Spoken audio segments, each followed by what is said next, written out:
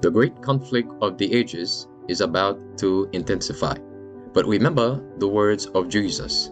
In me ye might have peace. In the world you shall have tribulation. But be of good cheer. I have overcome the world. Would you like to know how to exercise courage and fight the good fight of faith? Listen to this devotional. Conflict and Courage, a daily devotional by Ellen G. White. 7 short years. And Jacob served 7 years for Rachel, and they seemed unto him but a few days, for the love he had to her. Genesis 29, verse 20. How different is Jacob's arrival from that of Abraham's messenger nearly 100 years before.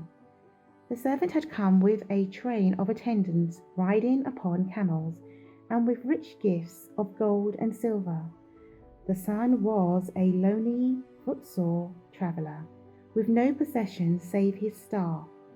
Like Abraham's servant, Jacob tarried beside a well, and it was here that he met Rachel, Laban's younger daughter. Though he came portionless and unattended, a few weeks show the worth of his diligence and skill, and he was urged to tarry.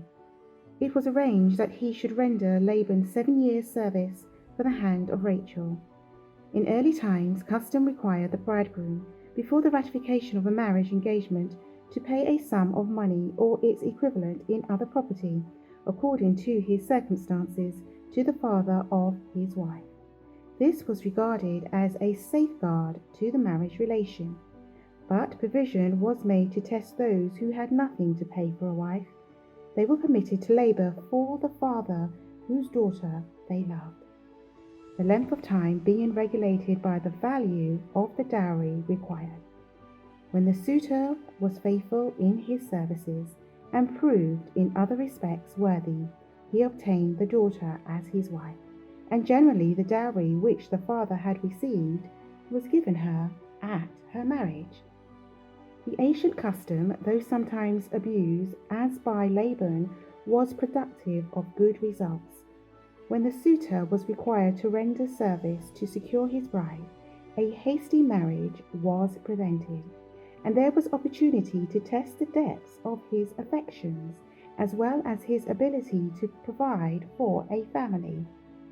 In our times, many evils result from pursuing an opposite course.